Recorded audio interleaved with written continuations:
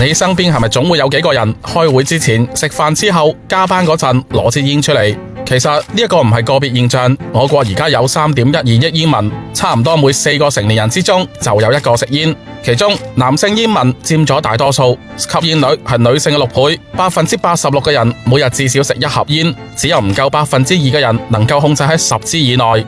從年齡嚟睇，36歲至45歲嘅職場人士係主力軍，佔咗總煙民嘅40%。食煙唔係所謂嘅習慣，係傷害身體。食煙如同溫水煮青蛙，有人覺得食咗幾十年都冇事，但食煙係慢阻肺嘅首要病因。食煙嘅人得咗呢一種病嘅風險係普通人嘅12倍。如果你食夠20年，肺癌風險會飆升20倍。每日食2盒煙嘅人，肺癌死亡率更係普通人嘅25倍。更加令人心痛嘅係特殊人群，二手煙會令孕婦早產風險上升30%，小朋友長期聞二手煙，哮喘發病率高達50%，仲可能影響智力發育。屋企有老人家嘅，食二手煙會令老人痴呆風險上漲40%。聽到呢一度，屏幕前嘅你係咪已經熄滅咗手中嘅煙呢？係咪已經下定決心戒咗佢呢？但邊有咁簡單啊？你諗下，你第幾次講咁樣嘅說話？戒煙其實係一場漫長嘅拔河賽，你喺努力攀登山頂嘅同時，山頂亦都會跌下各種落石，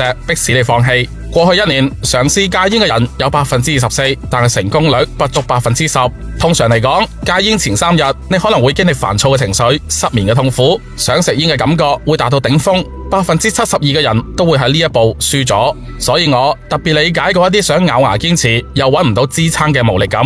呢個時候嘅你，千祈唔可以放棄，亦都唔好以為硬撐借助外力輔助會輕鬆好多。但如果你揾啱方法嘅話，後面嘅路就會越嚟越順噶啦。唔好讓一時嘅難捱毀咗之前所有嘅決心，同時再叫屋企人、朋友配合你，幫助你監督。咁樣嘅話，成功率會再次增高。當你再次準備點着一支煙嘅時候，希望你諗下細個嗰陣，你同父母講過大個之後唔食煙嘅承諾，嗰一份童真，你又忍唔忍心破壞呢？今日熄滅最後一支煙，唔好等身體亮起紅燈嘅時候先行動。呢一個就係俾未來嘅自己留一份健康保障。